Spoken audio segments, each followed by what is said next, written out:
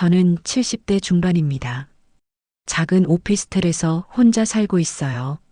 아침에 일어나면 커피 한 잔 내려 마시고 창문 너머로 보이는 하늘을 바라봅니다. 아, 오늘도 내가 하고 싶은 대로 살 수 있구나. 이런 평범한 일상이 저에게는 기적 같아요. 왜냐하면 2년 전까지만 해도 저는 지옥 같은 삶을 살고 있었거든요.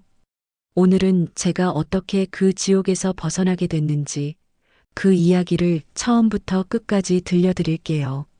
저는 1950년대에 태어났어요. 그때는 여자가 공부를 많이 하는 시대가 아니었지만 부모님께서 교육열이 높으셔서 대학까지 보내주셨어요. 졸업 후 친구 소개로 남편을 만났습니다. 남편은 다정하고 유머가 넘치는 사람이었어요. 대기업에 들어가서 성실하게 직장 생활을 하고 시부모님께 받은 유산도 넉넉해서 경제적으로 풍요롭게 살 수 있었지요. 여보, 우리 아이들은 부족함 없이 키우자. 남편의 이 말에 저도 동감했어요. 저희 부부는 정말 열심히 살았습니다. 첫째 아들이 태어났을 때의 기쁨은 지금도 잊을 수 없어요. 2년 후에 둘째 아들도 태어났고요. 형제가 함께 뛰어노는 모습을 보면서 우리 집은 정말 복받은 집이구나 하고 생각했어요. 나는 복이 터진 여자다라고 자랑하고 다니고 모든 것이 장밋빛 인생 같았지요. 큰아들은 성격이 활발하고 리더십이 있었어요. 둘째는 딸처럼 다정하고 살가웠고요. 두 아이 모두 제게는 보물 같은 존재였습니다. 매일 아침 도시락을 싸주고 저녁에는 숙제를 도와주고 그런 평범한 일상이 그렇게 행복할 수가 없었어요. 남편은 자상해서 주말마다 아이들을 데리고 운동을 다니고 스키와 수영도 가르치며 우리처럼 자식을 잘 키우는 집도 없을 거라 자만했었지요. 그 옛날에도 틈나는 대로 아이들을 데리고 해외여행을 다니며 너희들은 부모 잘 만난 줄 알아라 하며 으쓱했었지요. 형편이 조금 어려운 이웃을 보며 무능하다고 아이들이 불쌍하다고 속으로 비웃었지요. 그러나 그 교만함과 자랑의 대가는 혹독했습니다. 큰아들이 초등학교 4학년, 둘째가 2학년이었을 때였어요. 그날따라 비가 많이 왔는데 둘째가 학교에서 돌아오는 길에 교통사고를 당했습니다. 병원으로 급히 달려갔지만 이미 늦었지요. 의식 없이 누워있는 둘째 아들을 보고 저는 정신을 잃었습니다. 남편과 저, 그리고 큰아들은 둘째를 잃은 충격으로 한동안 말을 하지 않았습니다. 수십 년이 흐른 지금도 저는 아이를 마음에서 보내지 못하고 있습니다. 둘째를 잃고 난 후 저희 부부는 큰아들에게 모든 것을 쏟아부었어요. 이제 우리에게는 이 아이 하나뿐이야. 이 아이만큼은 절대 잃으면 안 돼. 저도 남편과 같은 마음이었습니다. 아들이 뭘 하고 싶다고 하면 무조건 들어줬어요. 비싼 학원도 보내고 좋은 것만 사주고 원하는 것은 다 해주었지요. 엄마, 친구들이 다 가지고 있는데 나만 없어. 이런 말 한마디면 바로 살아나갔어요. 아들이 슬퍼하는 모습을 볼 수가 없었거든요. 중학교, 고등학교를 거쳐 대학교까지 아들이 원하는 건 뭐든지 해줬습니다. 성적이 좋지 않아도 괜찮다. 내가 행복하면 되라고 했어요. 지금 생각해보면 그때부터 잘못된 것 같아요. 아들에게 좌절이나 실패를 경험하게 하지 않았으니까요. 노력과 절약에 대해서도 전혀 교육하지 않았으니까요. 아들이 대학 졸업 후 회사에 다니다가 30살에 결혼하겠다고 했어요. 며느리가 될 여자를 데려왔는데 첫인상은 솔직히 별로였어요. 대답도 까칠하고 눈을 잘 마주치지 않더라고요. 어머니, 저희 신혼집은 어떻게 준비해 주실 거예요? 처음 인사하러 와서 이런 말을 하는 거예요. 하지만 아들이 좋아한다니까 참았습니다. 신혼집으로 강남 아파트 35평을 사줬어요. 저희 집 형편이 좋은 편이라 큰 부담은 아니었지만 그래도 적지 않은 돈이었죠. 결혼식도 호텔에서 크게 해줬고 신혼생활비도 따로 줬어요. 결혼 2년 후 아들이 회사를 그만두고 갑자기 사업을 하겠다고 했어요. 아빠, 엄마, 저는 남 밑에서 일하는 게 맞지 않아요. 제가 직접 사업을 해보고 싶어요. 무슨 사업을 하려고 하는데? 친구와 함께 IT 관련 사업을 하려고 해요. 요즘 IT가 대세잖아요. 남편은 처음에 반대했어요. 하지만 저는 아들 편을 들었습니다. 여보, 한번 해보게 하자. 젊을 때 도전해보는 것도 좋잖아. 결국 사업 자금으로 1억 원을 줬어요. 당시로서는 큰 돈이었죠. 하지만 6개월 만에 사업이 망했어요. 아들이 울면서 집에 왔습니다. 아빠, 엄마, 죄송해요. 제가 너무 순진했나 봐요. 사업 파트너가 돈을 가지고 도망갔어요. 제 마음이 찢어질 것 같았어요. 아들이 그렇게 절망하는 모습을 보니까요. 괜찮다, 아들아. 다시 회사에 들어가면 되잖아. 그런데 엄마, 생활비가 없어서 걱정이에요. 아들이 새 직장을 구할 때까지 생활비를 지원했습니다. 아들이 새 회사에 다니기 시작했어요. 그런데 1년도 안 되어서 또 사업을 하겠다고 하더라고요. 이번에는 확실해요. 제가 잘 아는 분야고 시장 조사도 다 했어요. 남편은 완전히 반대했지만 저는 또 아들 편을 들었어요. 한 번 더 기회를 주자. 이번에는 다를 거야. 이번에도 1억 원을 줬어요. 하지만 1년 만에 또 망했습니다. 세 번째는 식당 사업이었어요. 요식업은 망하지 않는다는 아들의 말에 속아서 또 돈을 줬죠. 요식업이라 사업 자금을 이전과 비교도 안 되는 큰 금액을 주었습니다. 하지만 이것도 실패했어요. 아들은 장사 수완이 전혀 없었거든요. 사업 자금으로 저희가 준 돈만 10억 원이 넘었어요. 그것도 모자라서 아들이 대출비까지 엄청나게 만들어 놨더라고요. 아빠, 엄마, 이번에는 정말 마지막이에요. 집만 팔아서 빚을 정리하면 다시 시작할 수 있어요. 며느리도 와서 무릎을 꿇고 빌었어요. 어머니, 아버지, 저희 정말 반성하고 있어요. 이번만 도와주시면 절대 이런 일 없을 거예요. 결국 아들이 살던 강남 아파트를 팔았어요. 빚을 정리하고 나니 전세금으로 경기도 작은 아파트에 들어갈 수밖에 없었죠. 그때까지도 저는 이제 정말 정신 차릴 거야 라고 생각했어요. 전세 아파트로 이사한 지 6개월 만에 아들이 또 왔어요. 엄마, 이번에는 정말 확실한 사업이 있어요. 또 사업이야? 이제 그만하고 직장에 다녀라. 아니에요. 이번에는 정부 지원 사업이에요. 실패할 가능성이 거의 없어요. 남편은 아예 대화를 하려고 하지 않았어요. 하지만 아들은 매일 저에게 와서 졸랐습니다. 엄마, 다른 사람들은 다 부모님이 도와주어서 성공하는데 저만 혼자 힘으로 하라고 하시면 어떻게 해요? 게다가 둘째도 태어나고 돈 들어갈 곳도 많은데. 이런 말에 또 마음이 약해졌어요. 결국 남편 소유였던 상가 건물을 팔았어요. 그 건물은 남편이 평생 모은 돈으로 산 것이었는데 건물을 판 돈 절반을 아들에게 줬어요. 사업 자금과 손주들 교육비를 위해서 저희 부부는 또 바보 같은 짓을 한 것이지요. 이번이 정말 마지막이다. 다시는 돈 달라고 하지 마라. 남편이 아들에게 단호하게 말했지만 저는 왠지 이번이 마지막이 아니라는 불길한 예감이 들었습니다. 하지만 이번 사업도 8개월 만에 망했어요. 아들이 사업 감각이 전혀 없는 건 분명했는데 사업병에 걸린 사람처럼 사업에만 매달렸어요.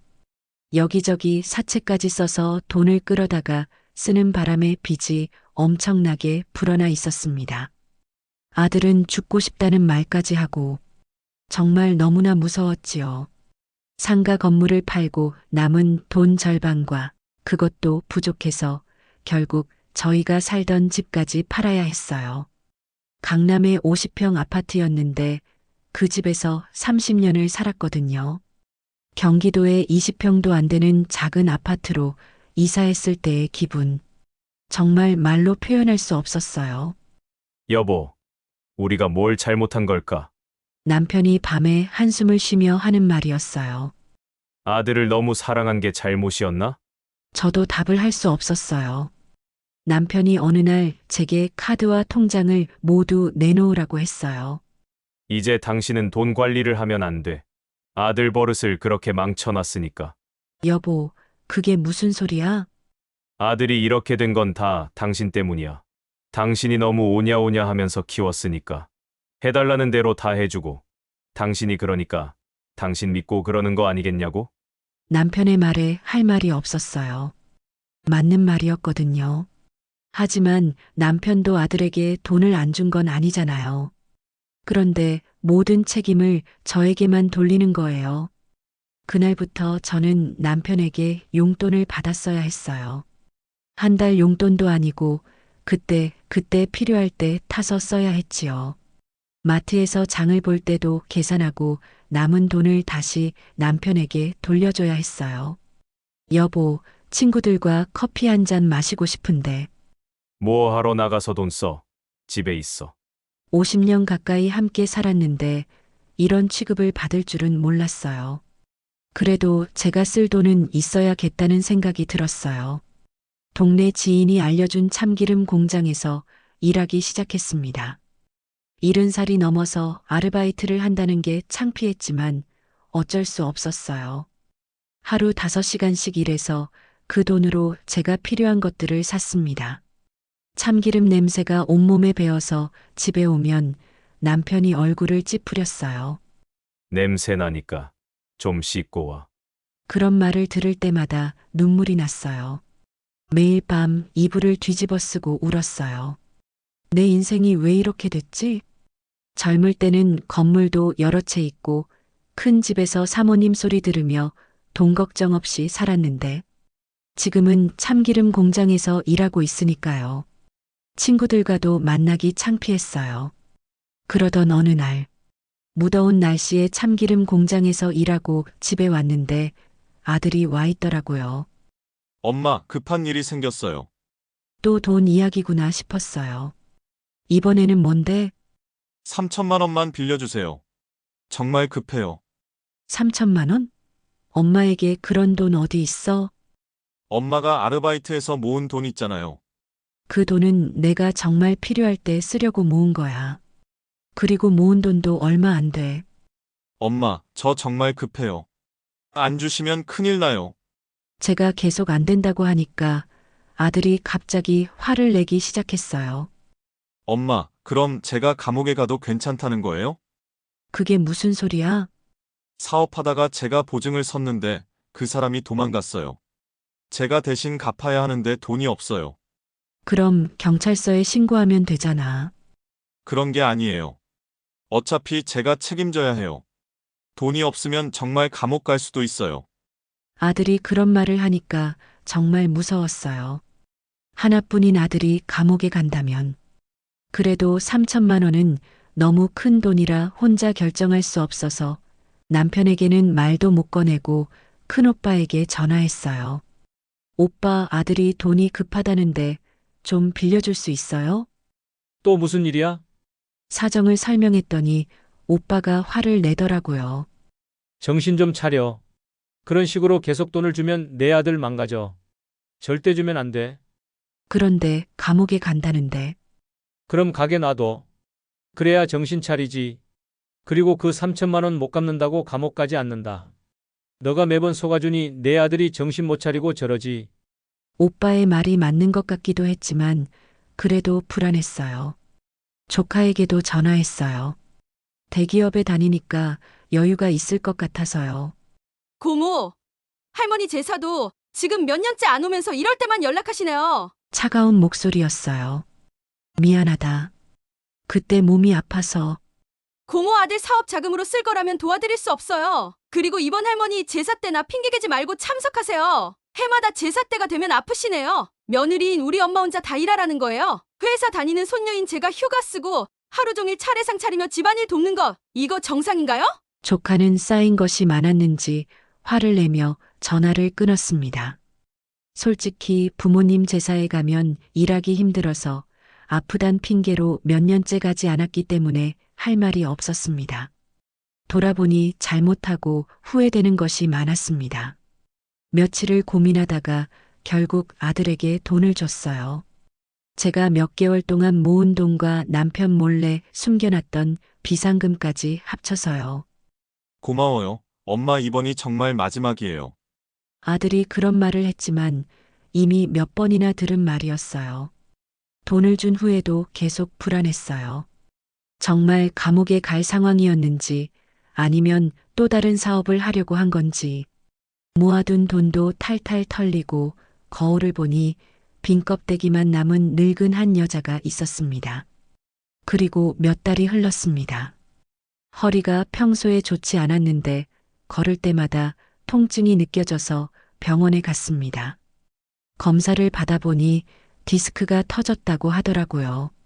수술을 받아야 할 정도로 심각하다고 했습니다. 수술 후 일주일 동안 입원도 해야 하고 당분간 무리하지 말아야 한다고 했습니다. 의사 선생님의 말을 듣는 순간 머리가 하얘졌어요. 남편에게 말했더니 한숨부터 쉬더라고요. 이젠 이런 일까지. 정말 팔자가 사나워서. 병원 수속을 하러 갈 때도 혼자 갔어요. 남편은 바쁘다고 했거든요. 입원 날짜를 잡고 모든 걸 혼자 했어요. 아들에게 연락했더니 엄마, 죄송해요. 저도 바빠서. 라고 하더라고요. 며느리는 아예 전화도 받지 않았어요. 수술 당일에도 혼자였어요. 남편은 수술비 내고 간병인 비용 내고는 집에 가버렸어요. 나는 집에서 쉴게. 간병인이 있으니까 괜찮지. 나도 대상포진 후유증 때문에 무리하면 안 되니깐. 수술실로 들어가기 전에 정말 무서웠어요. 만약 수술 중에 무슨 일이 생기면 어떡하지? 이런 생각이 들었거든요. 하지만 아무도 손을 잡아줄 사람이 없었어요. 수술은 잘 끝났어요. 하지만 회복하는 동안이 정말 힘들었어요. 다른 병실 환자들은 가족들이 번갈아 가며 간병을 해주는데 저는 간병인과 둘뿐이었어요. 간병인 아주머니가 말했어요. 어머니 남편 자식이 있으면서 왜 혼자 계세요? 바쁘나 봐요. 그렇게 대답했지만 속으로는 눈물이 났어요. 사흘 후에 남편이 병문안을 왔어요. 그런데 오자마자 잔소리였어요. 병원비가 얼마나 나오는지 알아? 이런 병은 미리미리 검사받고 관리했어야지. 미안해요. 미안하다고 되는 일이야? 이제 돈이 얼마나 남았는지 알아? 아픈 사람한테 할 말이 아니었어요. 그날 밤에 혼자 울었어요. 간병인 아주머니가 잠든 사이에 이불을 뒤집어 쓰고 소리 안 나게 울었어요. 내 인생이 왜 이렇게 됐을까? 50년 동안 가족을 위해 살았는데 아플 때 곁에 있어줄 사람이 하나도 없네. 그때 정말 깨달았어요. 이대로 살면 안 되겠다고. 가족이라는 이름으로 계속 희생만 하면서 살 수는 없다고. 퇴원할 때도 혼자였어요. 남편은 택시 타고 오라고 했습니다. 집에 돌아와서 거울을 봤는데 정말 초라한 모습이었어요. 야위고 늙고 예전에 사모님처럼 멋지게 꾸미고 다녔던 밝고 자신만만한 제 모습은 어디에도 없었습니다. 남편은 태어난 저에게 몸은 좀 어떠냐는 말 한마디 없고 빨리 밥상 차리라고 그동안 반찬도 없어서 정말 거지처럼 싸구려 음식만 사 먹었다며 소리소리를 질렀습니다. 집도 난장판이고 순간 눈물이 확 쏟아지며 5만 가지 정이 다 떨어졌습니다. 자식 복 없는 년은 남편 복도 없다더니 정말 저를 두고 하는 말이었습니다. 이제 정말 끝내자. 더 이상 이렇게 살 수는 없어. 그날부터 계획을 세우기 시작했어요. 먼저 외국에 사는 큰언니에게 전화했어요. 언니는 30년 전에 캐나다로 이민 갔거든요. 언니, 나 좀 도와줄 수 있어? 울면서 사정을 설명했더니 언니가 깜짝 놀라더라고요. 세상에 그런 일이 너 정말 고생했구나. 언니는 바로 도와주겠다고 했어요. 당장 돈을 보내줄게. 그리고 너 혼자 살 집도 구해봐. 오랜만에 따뜻한 말을 들으니까 눈물이 나더라고요. 은행에 가서 새 통장도 만들었어요. 남편 이름으로 된 통장 말고 제 이름만으로요. 부동산에도 몰래 다녔어요. 오피스텔을 알아보기 시작했습니다. 언니가 보내준 돈으로 집을 마련했습니다. 집에 있는 제 물건들을 조금씩 정리했어요. 추억이 담긴 사진들, 좋아하는 책들, 옷가지들. 남편이나 아들 눈에 띄지 않게 조금씩 박스에 담아서 미리 새 집으로 보냈어요.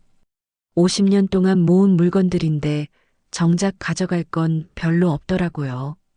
대부분이 가족을 위한 것들이었거든요. 제 자신만을 위한 물건이 이렇게 적다는 게 서글펐어요. 떠나기 전날 밤이었어요. 남편이 코 고는 소리가 들렸어요. 50년을 함께 살았는데 이제 끝이구나 싶었어요. 미안한 마음도 있었어요. 하지만 더 이상은 이렇게 살 수 없었어요. 아들 방 앞에도 가봤어요. 비어있는 방이었지만 어릴 때 아들이 자던 모습이 떠올랐어요. 미안하다, 아들아. 엄마가 너를 너무 망쳐놓은 것 같다. 이제라도 혼자 힘으로 살아봐. 새벽 5시에 집을 나왔어요. 짐은 큰 가방 하나뿐이었어요. 현관문을 닫을 때 정말 마음이 복잡했어요. 하지만 후회는 없었어요. 택시를 타고 새 집으로 향했어요. 새 집은 10평짜리 작은 오피스텔이었어요. 예전 집에 비하면 정말 작았지만 제게는 궁전 같았어요. 아무도 잔소리하는 사람이 없고 눈치 볼 필요도 없고 첫날 아침에 일어나서 커피를 내려 마셨어요. 혼자만을 위한 커피였어요. 아, 이런 기분이구나. 정말 오랜만에 평온함을 느꼈어요. 사흘 후에야 남편이 연락했어요. 받지 않았어요. 어디 갔어? 왜 집에 안 들어와? 문자도 많이 왔지만 답장하지 않았어요. 아들도 연락했어요. 엄마, 어디 계세요? 아빠가 난리예요. 집도 엉망이고요. 집을 나온 지 사흘이 지났는데 이제야 찾다니. 정말 남보다 못한 가족이었습니다. 며칠 후에는 경찰까지 다녀갔다 하더라고요. 실종 신고를 했나 봐요. 하지만 저는 실종된 게 아니라 자유로워진 거였어요. 더 이상 가족들과 엮이기 싫어서 핸드폰을 없애고 새로 핸드폰을 개통했습니다. 새 동네에 있는 교회에 나가기 시작했어요. 예전에도 가끔 교회에 갔지만 형식적이었거든요. 이번에는 정말 간절한 마음으로 갔어요. 교회에서 만난 제 또래의 여자분이 저에게 관심을 가져주셨어요. 뭔가 깊은 사연이 있어 보이네요. 처음에는 말하기 어려웠는데 시간이 지나면서 조금씩 털어놓게 됐어요. 그분도 비슷한 경험이 있으셨어요. 아들 때문에 고생하시다가 나중에는 선을 그으셨다고 하더라고요. 자식 사랑도 한계가 있어야 해요. 무한정 퍼주는 건 사랑이 아니라 독이에요. 그분의 말씀이 정말 와닿았어요. 그분과 함께 산책도 하고 카페에서 차도 마시고 이런 일상이 얼마나 소중한지 몰랐어요. 우리 나이에 이런 친구가 생기다니 정말 감사한 일이었습니다. 그분이 봉사활동을 제안하셨어요. 우리 같이 어르신들 봉사 나가 볼까요? 처음에는 망설였어요. 제가 봉사받을 처지인데 무슨 봉사를 하냐는 생각이었거든요. 하지만 가보니까 정말 좋았어요. 독거노인분들께 반찬을 배달해드리고 말벗이 되어드리고 홀로 어렵게 사시는 노인분들을 보며 느끼는 것도 많았고 없는 살림에 요구르트 하나라도 챙겨주시려는 모습에 가슴이 뭉클했어요. 교회에서 보육원 봉사도 나가게 됐어요. 일주일에 한 번씩 보육원에 가서 아이들과 시간을 보내는 거였어요. 아이들이 제가 입구에 들어오면 멀리서 달려와 안기는데 뭉클하고 정말 행복했어요. 돈이 많았을 때 이런 아이들 많이 도와주고 그럴걸. 오직 내 자식에게만 관심 두고 평생을 살아왔습니다. 보육원 아이들 밥 먹는 것도 도와주고, 책도 읽어주고, 같이 놀아주고, 생일 파티도 해주고, 초등학교에 들어가는 아이들 입학식에도 함께 가주고, 어릴 때 제 아들들과 했던 것들을 다시 하는 것 같았어요. 하지만 이번에는 조건 없는 사랑이었어요. 누구의 아내도, 누구의 엄마도 아닌 그냥 저 자신으로 살아가는 것. 이런 경험이 처음이었어요. 할머니, 다음에 또 오세요. 꼭이요. 하며 집으로 가는 저를 아쉬워하는 아이들. 우리 손자 손녀에게서도 받지 못한 인사였습니다. 가족들에게는 아무리 해도 인정받지 못했는데 여기서는 작은 일에도 감사해야 하더라고요. 이런 게 보람이구나. 평생을 살면서 처음 느껴본 감정이었어요. 언니가 보내준 돈으로 당분간은 살 수 있었지만 계속 얻어먹고 살 수는 없잖아요. 반찬 가게에서 파트타임 일자리를 구했어요. 하루 4시간씩 반찬 만드는 일을 했어요. 제가 음식 솜씨가 있고 손이 빨라서 반찬 만드는 것은 자신 있었습니다. 나이가 많아 다들 걱정하는 분위기였지만 제가 만든 반찬이 잘 팔리고 문제없이 수월하게 일하는 저를 보며 다들 만족스러워 했습니다. 무엇보다 일을 하니 새로운 세상이 열리는 것 같고 하루하루 활기차고 좋았습니다. 내가 번 돈으로 내 생활을 꾸려간다는 게 이렇게 뿌듯할 줄 몰랐어요. 혼자 산 지 6개월쯤 됐을 때 새 핸드폰으로 연락이 왔어요. 여보세요? 엄마예요? 저예요. 아들이었어요. 새 번호를 어떻게 알았는지 엄마, 어디 계세요? 왜 이런 식으로 하세요? 목소리에 당황한 기색이 역력했어요. 나 잘 살고 있어. 엄마, 집에 돌아오세요. 아빠도 많이 후회하고 있어요. 후회? 뭘 후회한다는 거야? 엄마한테 너무 심하게 했다고 하시면서 매일 찾아다니고 계세요. 며칠 후에 남편이 직접 찾아왔어요. 어떻게 주소를 알았는지 모르겠지만 아파트 현관 앞에 서 있더라고요. 여보, 나야 문 좀 열어줘. 목소리가 많이 늙어 있었어요. 문을 열어주니까 남편이 많이 야위어 있었어요. 여보, 미안해, 내가 너무 심했어. 50년을 살면서 남편이 저에게 미안하다고 한 건 처음이었어요. 집에 돌아가자. 이제 다시 예전처럼 살자. 내가 잘못했어. 당신 말도 듣고 돈 관리도 당신이 하고. 하지만 저는 이미 마음을 정했어요. 미안하지만 돌아갈 생각 없어요. 일주일 후에는 아들 내외가 같이 왔어요. 며느리도 함께 온 게 의외였어요. 아들도 무릎을 꿇고 사과했어요. 엄마, 제가 정말 잘못했어요. 이제 정신 차렸어요. 사업도 안 하고 직장에서 열심히 일할게요. 그동안 한 번도 사과하지 않던 사람들이 갑자기 이러니까 어리둥절했어요. 가족들이 계속 찾아와서 사과하고 돌아가자고 하니까 마음이 흔들렸어요. 캐나다에 있는 큰언니와 통화했어요. 어떻게 하는 게 좋을까? 내가 정말 행복했던 건 언제였니? 나 요즘이 제일 행복했던 것 같아. 그럼 답은 정해진 거 아니니? 언니 말씀이 맞았어요.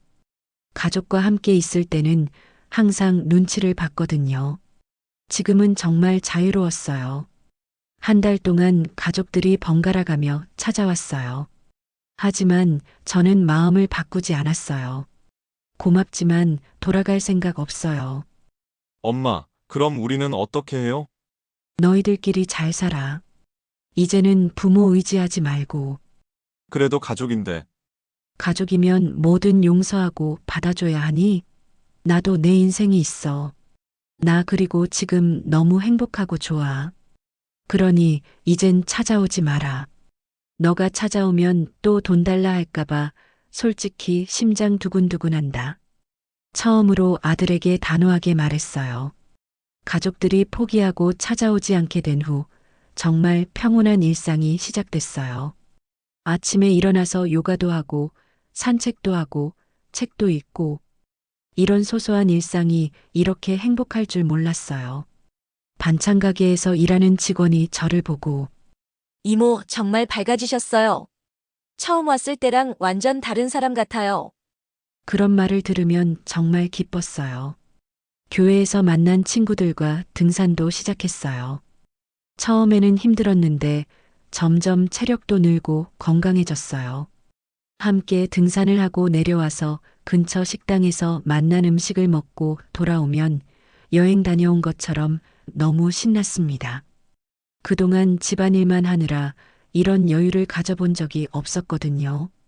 규칙적인 생활을 하니까 건강도 많이 좋아졌어요. 병원에 갔더니 의사 선생님이 깜짝 놀라시더라고요. 어머니, 몸이 많이 좋아지셨네요. 뭔가 특별한 일이 있으셨나요? 스트레스가 없어졌어요. 정말 그랬어요. 스트레스가 사라지니까 몸도 마음도 건강해졌어요. 어느덧 혼자 산 지 벌써 2년이 지났어요. 지금 저는 정말 행복해요. 매일 아침 일어날 때마다 감사한 마음이 들어요. 오늘도 내가 원하는 대로 살 수 있구나.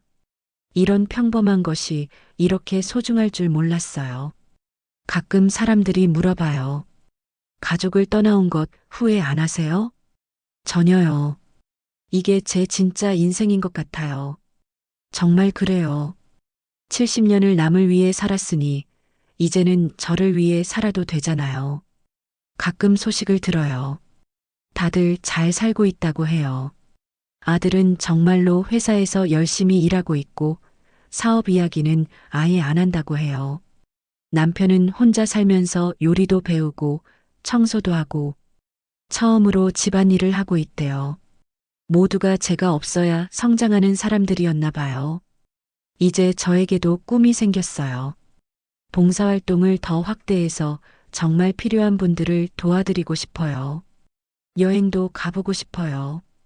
그동안 가족 때문에 못 가본 곳들 말이에요. 책도 더 많이 읽고 새로운 사람들도 만나고 70대에 이런 꿈을 가질 줄 몰랐어요. 같은 처지의 분들에게 제 이야기를 듣고 계신 분들 중에 저와 비슷한 상황에 계신 분들이 있을 거예요. 가족이라는 이름으로 계속 희생만 하실 필요 없어요. 때로는 거리를 두는 것이 모두를 위해 더 좋을 수 있어요. 진정한 사랑은 무조건 퍼주는 게 아니에요. 때로는 단호하게 선을 긋는 것도 사랑이에요. 제가 아들에게 계속 돈을 주는 것은 사랑이 아니라 독이었어요. 이제야 깨달았지만요. 긴 이야기 들어주셔서 고맙습니다. 제 경험이 누군가에게 도움이 됐으면 좋겠어요. 여러분도 모두 행복하세요. 진짜 자신을 위한 행복 말이에요. 이 이야기가 좋으셨다면 구독과 좋아요 눌러주시고요. 그럼 저는 이제 봉사활동을 하러 가볼게요. 오늘도 저를 기다리는 할머니들이 계시거든요. 다음에도 더 깊이 있는 이야기로 찾아뵙겠습니다.